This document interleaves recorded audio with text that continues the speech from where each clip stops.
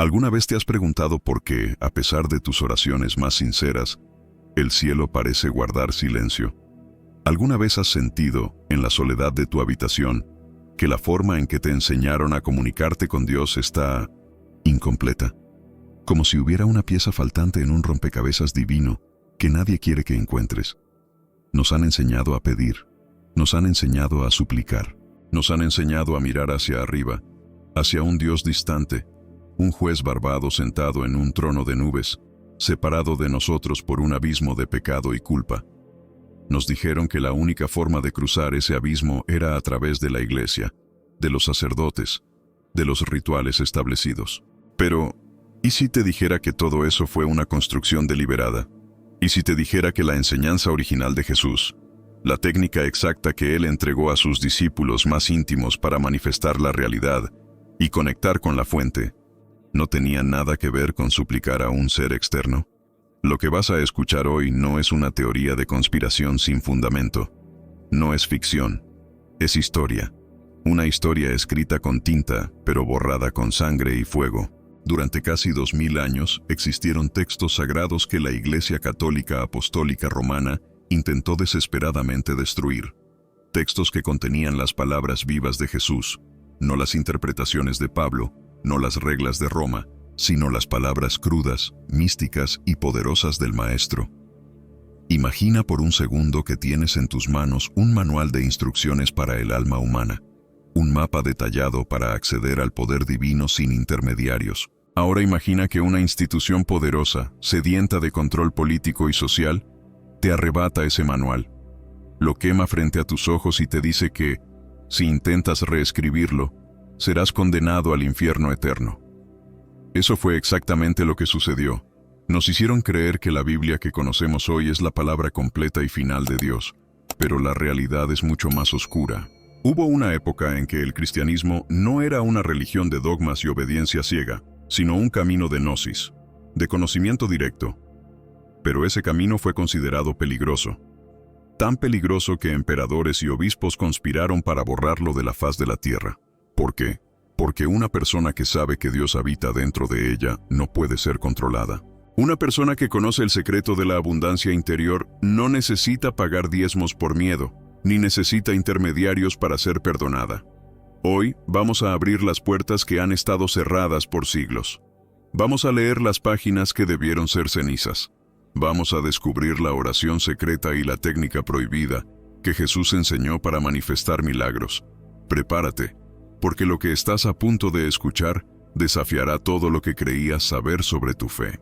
Pero antes de adentrarnos en la oscuridad de la historia para rescatar esta luz, necesito saber quién está realmente listo para recibirla. Cuéntame en los comentarios si alguna vez sentiste que hay algo más allá de lo que te enseñaron. ¿Esto te ha resonado alguna vez?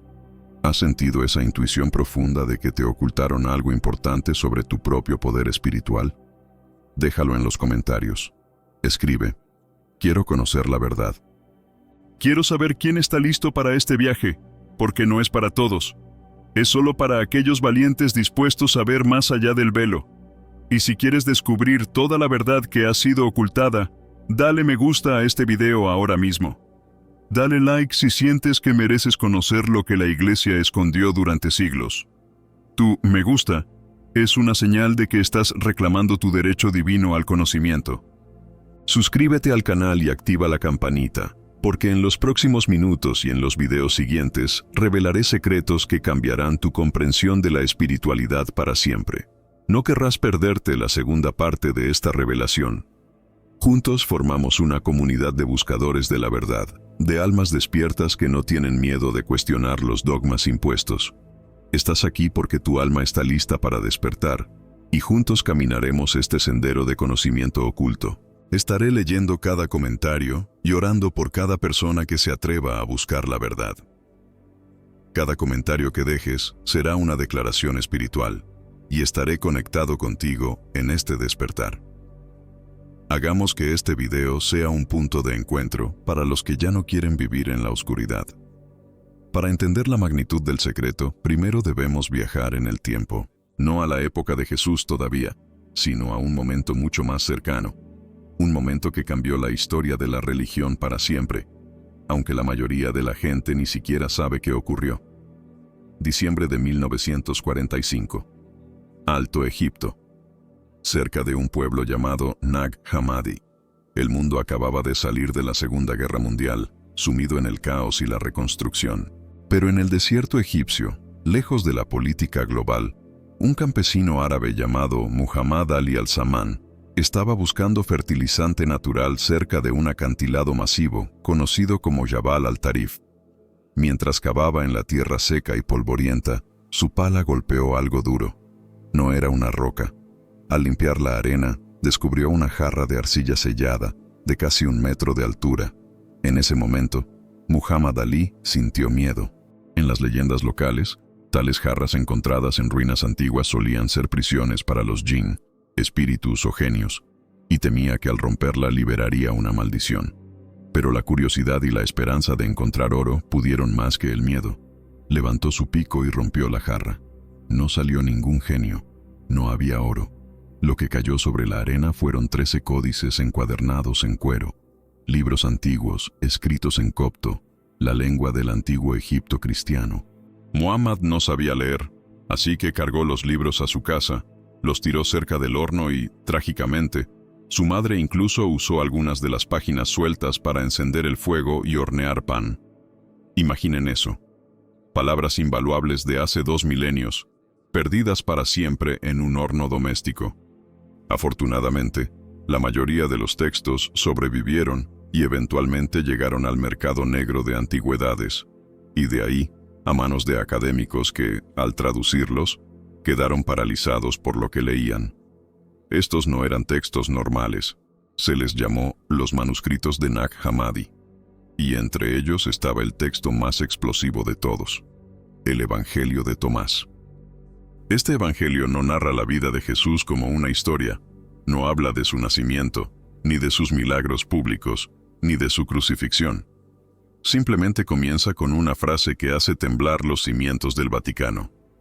Estas son las palabras secretas que Jesús el viviente habló, y que Dídimo Judas Tomás escribió, y él dijo: quien encuentre la interpretación de estas palabras no saboreará la muerte.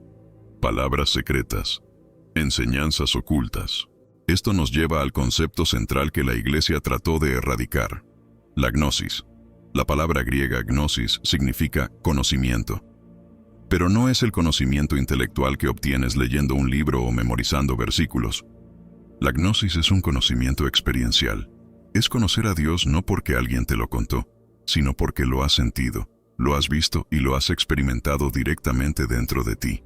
En los primeros siglos del cristianismo, años 50 d.C. a 300 d.C., había muchas formas de ser cristiano. Estaban aquellos que seguían a Pedro y la estructura jerárquica que eventualmente se convertiría en la Iglesia ortodoxa y católica. Estos se enfocaban en la fe ciega, creer en la resurrección física y obedecer a los obispos. Pero había otros, los gnósticos. Para los cristianos gnósticos, Jesús no vino a la tierra para ser adorado como un ídolo inalcanzable. No vino para fundar una institución política en Roma. Para los gnósticos, Jesús vino como un despertador de conciencias. Vino a decirnos que nosotros somos lo mismo que Él, que tenemos la misma esencia, la misma chispa divina. La diferencia era abismal y peligrosa. El cristianismo institucional decía: tú eres un pecador, Dios está allá arriba, lejos, necesitas a la Iglesia para salvarte. El cristianismo gnóstico decía: tú eres un ser divino que ha olvidado su origen, Dios está adentro, conócete a ti mismo y serás salvo. ¿Entiendes ahora por qué esto era tan peligroso? Si la gente creía en la gnosis, los obispos perdían su poder. Si Dios está dentro de ti, ¿para qué necesitas pagarle a un sacerdote? Si la salvación es a través del autoconocimiento y la conexión interior, ¿para qué necesitas la amenaza del infierno? Los textos encontrados en Nag Hammadi revelan que Jesús enseñaba técnicas específicas de meditación, oración y manifestación a sus discípulos más cercanos, Tomás, Felipe y, sobre todo, María Magdalena. Enseñanzas que fueron deliberadamente excluidas de la Biblia que tienes en tu mesa de noche. Durante el siglo IV, Bajo el mandato del emperador Constantino y posteriormente Teodosio, el cristianismo se convirtió en la religión oficial del Imperio Romano. Fue una maniobra política para unificar el imperio. Necesitaban una sola religión, un solo libro, una sola regla. Los obispos seleccionaron 4 evangelios, Mateo, Marcos, Lucas y Juan, que se ajustaban a su narrativa de control. ¿Y el resto? El evangelio de Tomás, el evangelio de María Magdalena, el evangelio de Felipe, el libro secreto de Juan, todos fueron declarados herejía. La orden fue clara: quien poseyera estos textos sería ejecutado. Las bibliotecas fueron quemadas. Los monjes gnósticos, en un acto desesperado para preservar la verdad para las generaciones futuras, para nosotros, tomaron sus textos sagrados, los metieron en una jarra y los enterraron en el desierto de Egipto, rezando para que algún día alguien los encontrara. Ese día llegó en 1945 y ahora, en pleno siglo XXI, tenemos acceso a lo que ellos murieron por proteger. En estos textos se revela que la oración no era una petición de carencia. Jesús no pedía por favor, dame. Jesús enseñaba a entrar en un estado de conciencia donde el deseo ya es realidad. Enseñaba que el reino no es un lugar físico al que vas cuando mueres, sino un estado de conciencia accesible aquí y ahora. La Iglesia nos enseñó a tener miedo de Dios.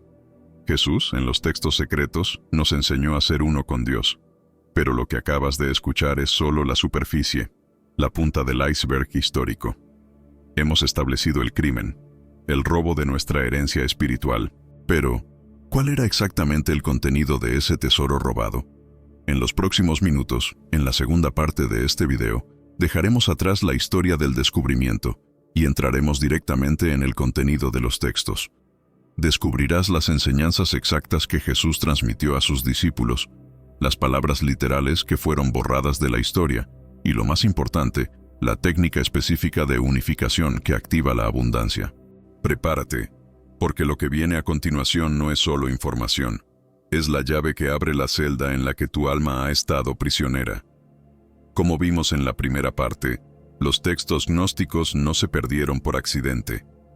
Fueron escondidos para salvar la verdad de la hoguera.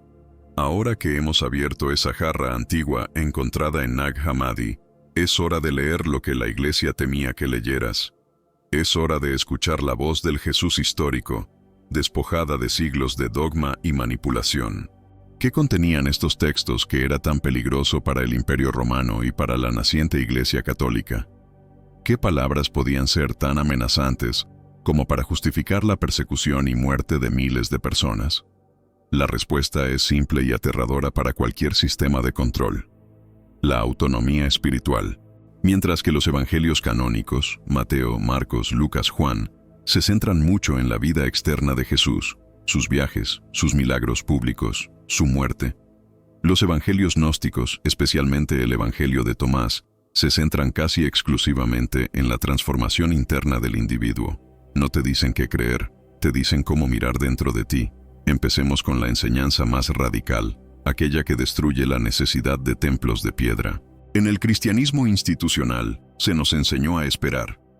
Esperar el juicio final, esperar la segunda venida, esperar a morir para ir al cielo. Siempre el futuro, siempre externo. Pero en el Evangelio de Tomás, en el Logion 3, dicho número 3, Jesús dice algo que cambia la realidad por completo. Si aquellos que os guían os dicen, mirad, el reino está en el cielo, entonces las aves del cielo os precederán. Si os dicen, está en el mar, entonces los peces os precederán. Más bien, el reino está dentro de vosotros y fuera de vosotros. Cuando lleguéis a conoceros a vosotros mismos, entonces seréis conocidos y os daréis cuenta de que sois hijos del Padre viviente. Analicemos esto con la profundidad que merece. Jesús se está burlando irónicamente de la idea de un Dios localizado geográficamente. Si Dios está arriba en las nubes, los pájaros están más cerca de Él que tú. Si está bajo el agua, los peces tienen ventaja. La enseñanza secreta es clara. El reino es un estado de conciencia, no un lugar. Y aquí es donde la enseñanza se vuelve peligrosa para la Iglesia. El reino está dentro de vosotros. Si el reino de Dios, la fuente de toda abundancia, paz y poder ya está instalada en tu sistema operativo biológico y espiritual. ¿Para qué necesitas al sacerdote? ¿Para qué necesitas la confesión? ¿Para qué necesitas el diezmo? Jesús no estaba creando una religión, estaba enseñando psicología espiritual avanzada. Estaba enseñando que la separación entre Dios y el hombre es una ilusión. En el Logión 113 del mismo Evangelio, sus discípulos le preguntan, ¿cuándo vendrá el reino? Y Jesús responde, no vendrá porque se le espere. No dirán, mirad, aquí está, o mirad, allá está, sino que el reino del Padre está extendido sobre la tierra y los hombres no lo ven. Es una declaración brutal. La abundancia que buscas, la conexión divina que anhelas, la respuesta a tus oraciones, ya está aquí. No lo ves porque tu mente está condicionada a buscar fuera, a buscar ídolos, a buscar salvadores externos. La oración secreta no es pedir que venga el reino. Es limpiar los ojos de tu alma para ver que el reino ya te rodea. Pero las enseñanzas van más profundo. Tocan la esencia misma de tu identidad. La iglesia tradicional construyó su poder sobre la base del pecado original. Te enseñaron que naces manchado, sucio, culpable desde el primer aliento por algo que hicieron Adán y Eva. Te enseñaron que eres un gusano indigno que necesita misericordia. Esa culpa es el pegamento que mantiene unida a la institución. Crean la enfermedad, la culpa, para venderte la cura, la absolución. Los textos gnósticos destruyen esta narrativa de raíz. En el Evangelio de Tomás, Logión 50, Jesús da instrucciones precisas a sus discípulos sobre cómo responder a los guardias espirituales o a quienes cuestionen su autoridad. Si os preguntan, ¿de dónde habéis venido?, decidles, hemos venido de la luz, del lugar donde la luz se originó por sí misma. Si os preguntan, ¿sois vosotros?, decid, somos sus hijos y somos los elegidos del Padre viviente. Escucha la diferencia vibratoria. No dice, somos pecadores arrepentidos. Dice, venimos de la luz. Esta es la enseñanza de la chispa divina. Los gnósticos enseñaban que dentro de cada ser humano hay un fragmento de la divinidad total. No eres un ser humano tratando de tener una experiencia espiritual. Eres un ser espiritual teniendo una experiencia humana. Tu origen no es el barro, es la luz. Esta enseñanza era herética, porque igualaba al ser humano con Cristo. Jesús en los textos gnósticos no se presenta como el único Hijo de Dios, sino como el hermano mayor que ya recordó su origen y quiere que tú recuerdes el tuyo. Él quiere que te conviertas en lo que Él es. En el Evangelio de Felipe, otro texto crucial encontrado en Nag Hammadi, se dice explícitamente, no te conviertas en cristiano, conviértete en Cristo. Imagina el terror de un obispo del siglo IV al leer esto. Si la gente se da cuenta de que puede convertirse en Cristo, la jerarquía eclesiástica se derrumba. Si tú eres luz, no necesitas que nadie interceda por ti ante la oscuridad. Ahora vayamos a la aplicación práctica. ¿Cómo activaban esta abundancia? ¿Cuál era la técnica prohibida? La clave está en la unificación. El mundo en el que vivimos es dual. Luz, oscuridad. Hombre, mujer, bueno, malo, interior, exterior. La mente humana normal está fracturada por esta dualidad. Deseamos riqueza, pero subconscientemente sentimos que no la merecemos. Dualidad. Queremos amor, pero tenemos miedo al rechazo. Dualidad. Jesús enseñaba que para manifestar, para mover montañas, primero debes unificarte internamente. En el Logión 22 de Tomás, vemos la fórmula alquímica espiritual. Jesús les dijo, cuando hagáis de los dos uno, y cuando hagáis lo de dentro como lo de fuera, y lo de fuera como lo de dentro, y lo de arriba como lo de abajo, entonces entraréis en el reino. Y en el Logión 106, cuando hagáis de los dos uno, os convertiréis en hijos del hombre, y si decís, montaña, muévete, se moverá. Esta es la clave que el secreto y la ley de atracción moderna intentan explicar, pero a menudo de manera superficial. Jesús lo explicaba como un estado de fusión total. No puedes orar por abundancia, deseo, mientras sientes escasez, emoción. Eso es dualidad. Hacer de los dos uno, Significa alinear tu pensamiento y tu emoción en una sola fuerza coherente. Cuando tú, dentro, lo que sientes y crees, es igual a tú, fuera, cómo actúas, te vuelves un creador consciente. La oración no es pedir a Dios que haga algo. La oración es convertirse en la frecuencia de lo que deseas. La Iglesia ocultó esto porque empodera al individuo de manera absoluta. Te hace responsable de tu realidad. Ya no puedes culpar al diablo ni a la suerte. Tú eres el operario de la máquina divina. Hagamos una pausa aquí. Respira profundo. Lo que acabas de escuchar es conocimiento que estuvo prohibido bajo pena de muerte. Si sientes que esta verdad siempre estuvo dentro de ti, escribe ahora mismo en los comentarios: el reino está dentro de mí. Esta simple frase es un código de activación. Al escribirla, estás rompiendo siglos de programación de culpa y miedo. Escribe ahora: yo soy luz divina. Esta es tu declaración de despertar espiritual ante el universo. Comenta: reconozco la chispa divina en mí, y sellarás este conocimiento en tu conciencia. No subestimes el poder de decretar esto públicamente. Dale me gusta a este video si esto está transformando tu manera de ver la espiritualidad. Si esta revelación está resonando en tu alma, déjame un like para que puedas seguir compartiendo estas verdades ocultas. Tu like le dice al algoritmo y al mundo que la era del secreto ha terminado. Estamos formando una cadena de luz, una comunidad de almas despiertas. Cada persona que comenta se une a este círculo de buscadores de la verdad. Y te prometo algo: estaré orando personalmente por cada persona que escriba esa frase en los comentarios. Tu comentario es un pacto espiritual, y estaré energéticamente conectado con cada uno de ustedes, visualizando cómo esa luz interior se expande. Comparte este video con alguien que necesita despertar a estas verdades. Si conoces a alguien que está atrapado en la culpa religiosa o buscando respuestas espirituales profundas, compártele este video. Sé el catalizador de su libertad. Ahora que has decretado tu poder, volvamos a los textos, porque hay una figura en estos evangelios que fue aún más peligrosa para la Iglesia que las propias enseñanzas abstractas. Si Jesús era el maestro de la gnosis, su mejor estudiante no fue Pedro, no fue Juan, fue una mujer, María Magdalena. En los textos canónicos, la Iglesia redujo a María Magdalena a una prostituta arrepentida, una etiqueta que, por cierto, no existe en los textos originales, sino que fue inventada por el Papa Gregorio Magno en el siglo VI. ¿Por qué degradarla? ¿Por qué humillarla históricamente? Porque en los evangelios gnósticos, María Magdalena es llamada la compañera del Salvador, y en el Evangelio de María se revela que Jesús le enseñaba a ella secretos que no compartía con los hombres. Hay una escena tensa en el Evangelio de María donde Pedro, celoso y furioso, pregunta a los otros discípulos: ¿acaso ha hablado él con una mujer en privado sin que lo sepamos nosotros? ¿Debemos volvernos todos y escucharla a ella? ¿La ha preferido a nosotros? Y Leví, Mateo, le responde defendiéndola: Pedro, siempre has sido irascible. Si el Salvador la ha hecho digna, ¿quién eres tú para rechazarla?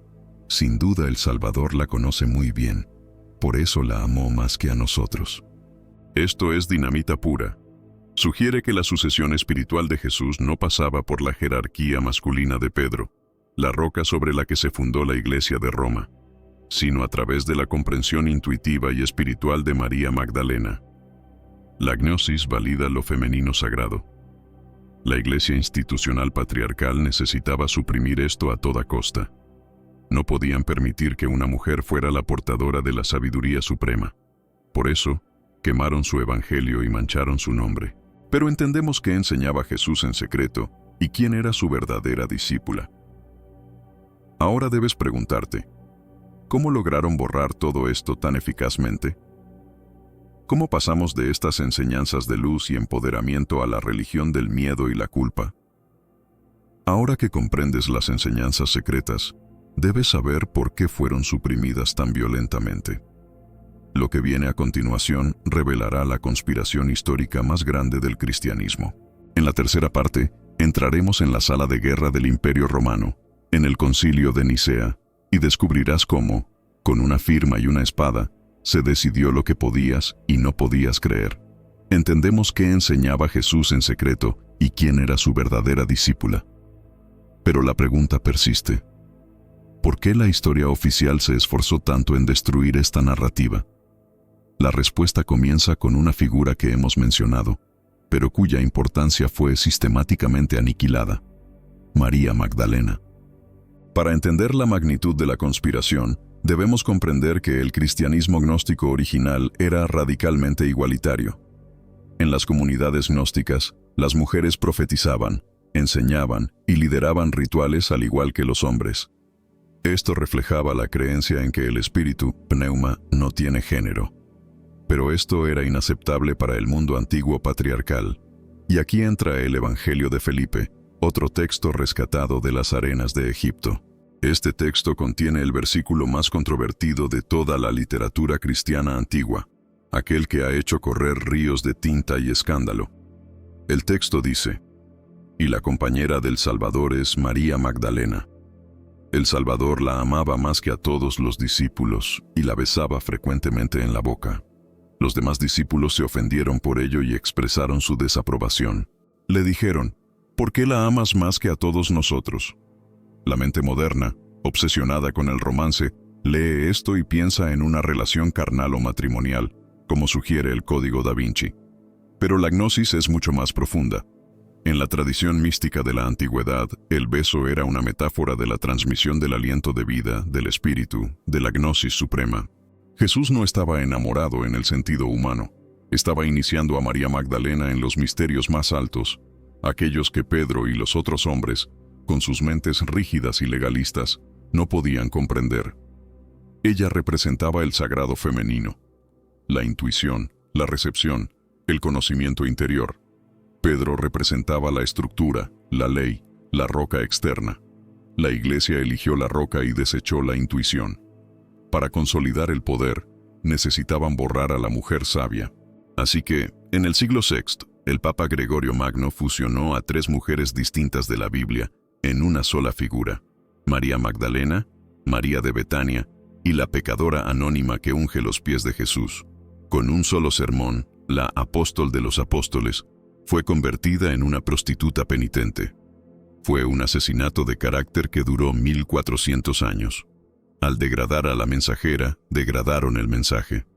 Si la principal portadora de la gnosis era una pecadora, entonces la gnosis no valía nada. Pero la supresión de Magdalena fue solo una batalla en una guerra mucho más grande. La verdadera muerte de la gnosis y el nacimiento del cristianismo institucional tiene fecha y lugar. Año 325 d.C., en la ciudad de Nicea, actual Turquía. El Imperio Romano se estaba desmoronando. Las guerras civiles, la inflación y las invasiones bárbaras amenazaban con destruir el poder de Roma. El emperador Constantino el Grande, un brillante estratega militar y político despiadado, entendió que la fuerza militar ya no era suficiente para mantener unido al imperio. Necesitaba un pegamento ideológico. Necesitaba una sola religión que unificara a todos sus súbditos. El cristianismo estaba creciendo rápido, pero era un caos. Había docenas de sectas: gnósticos, arrianos, marcionitas, ortodoxos. Unos creían que Jesús era un hombre, otros que era Dios, otros que era un espíritu sin cuerpo. Unos leían el Evangelio de Tomás, otros el de Marcos. Constantino no era un teólogo, era un emperador. No le importaba la verdad espiritual, le importaba el orden público. Convocó el primer concilio de Nicea no para descubrir la voluntad de Dios, sino para crear un consenso político. Imagina la escena. Más de 300 obispos reunidos en un gran salón, rodeados por la Guardia Imperial, bajo la mirada atenta del hombre más poderoso del mundo, que presidía la reunión vestido con oro y púrpura. La presión para llegar a un acuerdo era inmensa. Allí se decidió la naturaleza de Jesús. Se votó, literalmente se votó, si Jesús era de la misma sustancia que el Padre. Se estableció el credo de Nicea, la declaración oficial de fe. Y lo más importante, se comenzó a definir el canon bíblico. Se decidió qué libros eran inspirados por Dios y cuáles eran herejía. El criterio de selección no fue puramente espiritual, fue político. ¿El Evangelio de Tomás fomentaba la búsqueda individual y la independencia? Peligroso para el imperio. Desechado. ¿El Evangelio de María daba autoridad a las mujeres? peligroso para el patriarcado romano, desechado. Los evangelios de Mateo y Pedro fomentaban la obediencia a la jerarquía y el miedo al castigo. Útil para el control, aprobado. Se creó una religión de Estado. Jesús, el rebelde antisistema que enseñaba la liberación interior, fue vestido con las ropas del emperador. La cruz, un símbolo de tortura romana, se convirtió en un símbolo de victoria militar. In hoc signo vinces. Con este signo vencerás. La gnosis, conocimiento, fue reemplazada por la pistis, fe, obediencia. Ya no importaba lo que supieras o experimentaras, importaba que obedecieras al obispo y creyeras en el dogma. Lo que siguió al concilio de Nicea y a los decretos posteriores, especialmente bajo el emperador Teodosio en el 380 d.C., fue una de las mayores tragedias culturales de la humanidad. La Iglesia, ahora armada con el poder del ejército romano, comenzó la persecución sistemática de los herejes. La palabra herejía viene del griego hairesis, que significa simplemente elección o opción. Los herejes eran simplemente aquellos que elegían pensar diferente, pero pensar diferente se volvió un crimen capital. Se emitieron edictos imperiales ordenando la entrega y quema de todos los textos no autorizados. Poseer un evangelio gnóstico era sentencia de muerte. Las grandes bibliotecas del mundo antiguo sufrieron. El conocimiento acumulado durante siglos fue lanzado al fuego. Imagina a los monjes gnósticos en Egipto, en el monasterio de San Pacomio, recibiendo la carta de Pascua de Atanasio de Alejandría en el año 367 d.C. En esta carta, el obispo listaba por primera vez los 27 libros del Nuevo Testamento que conocemos hoy y ordenaba la limpieza de cualquier apócrifo. Esos monjes sabían que los textos de Tomás, Felipe y el libro secreto de Juan contenían verdades irreemplazables. No podían luchar contra el ejército, pero podían esconder la verdad.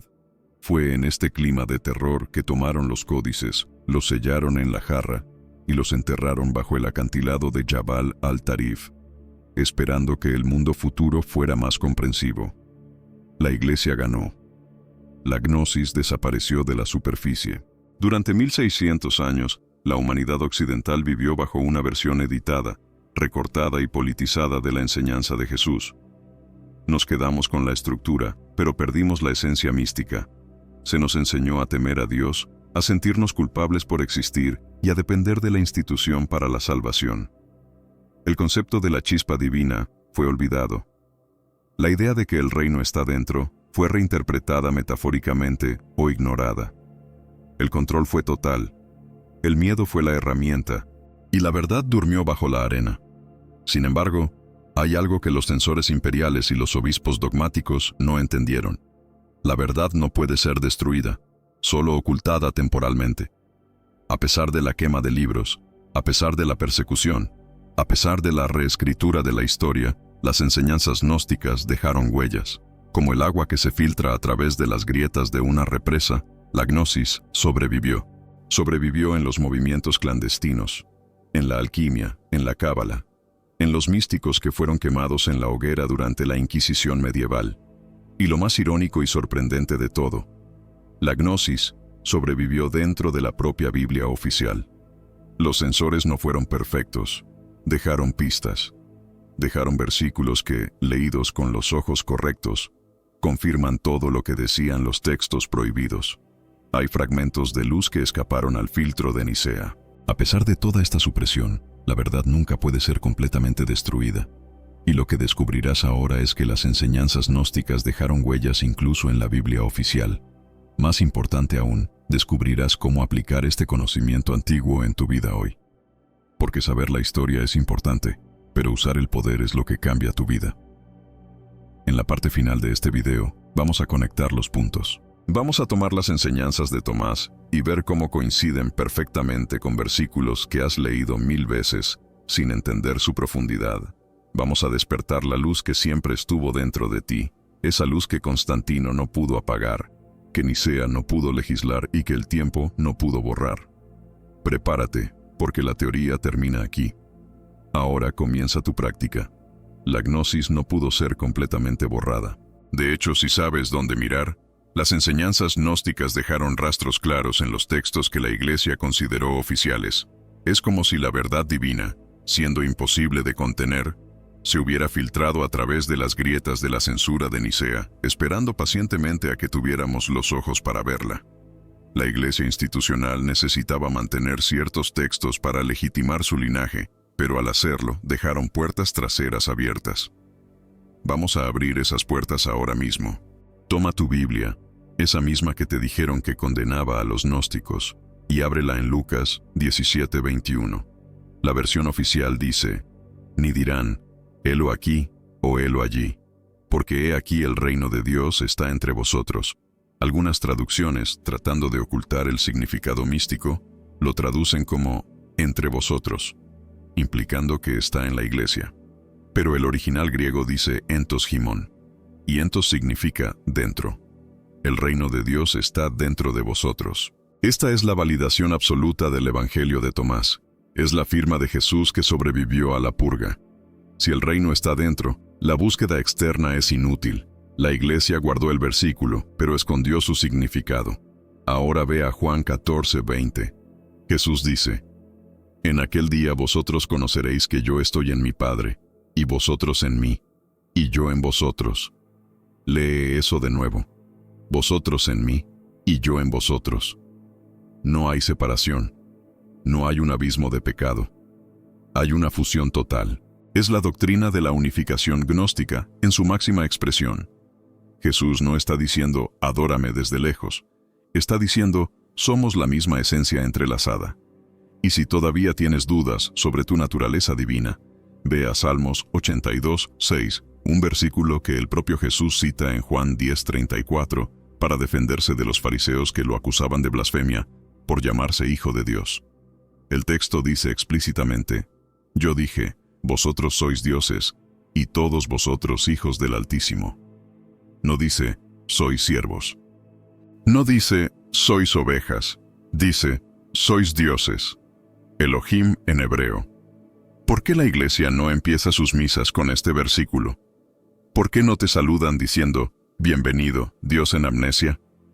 Porque un Dios no necesita ser controlado. Un Dios crea su realidad. Estos versículos son las migas de pan que dejaron los maestros originales. Son la prueba de que, aunque quemaron los libros de Nag Hammadi, no pudieron quemar la verdad porque la verdad está tejida en la estructura misma de la realidad. Entonces, ¿cómo aplicamos esto? ¿Cómo pasamos de la teoría histórica a la manifestación real de abundancia en tu vida, aquí y ahora? La oración secreta de Jesús no es una repetición de palabras. No es un Padre Nuestro recitado de memoria. La oración secreta es un acto de sentimiento y reconocimiento. La Iglesia nos enseñó a orar desde la carencia. Dios, por favor, dame dinero porque no tengo. Dios, cúrame porque estoy enfermo. Cuando oras desde la carencia, estás afirmando la carencia. Y como el universo responde a tu estado de conciencia, tú, dentro, te devuelve más carencia. Estás creando exactamente lo que temes. La enseñanza gnóstica, respaldada por la física cuántica moderna, dice que debes orar desde la gratitud y la unificación. En el Evangelio de Tomás, Jesús dice: todo lo que pidáis en la oración, creed que ya lo habéis recibido y os vendrá. Marcos 11:24 conserva una versión de esto. Nota el tiempo verbal. Ya lo habéis recibido. La técnica prohibida es esta. Entra en tu reino interior, cierra los ojos, desconéctate del mundo de los sentidos, lo de fuera, unifica el sentimiento. No pienses en lo que quieres, piensa desde lo que quieres. Siente la emoción de que tu deseo ya es una realidad. Reconoce tu divinidad.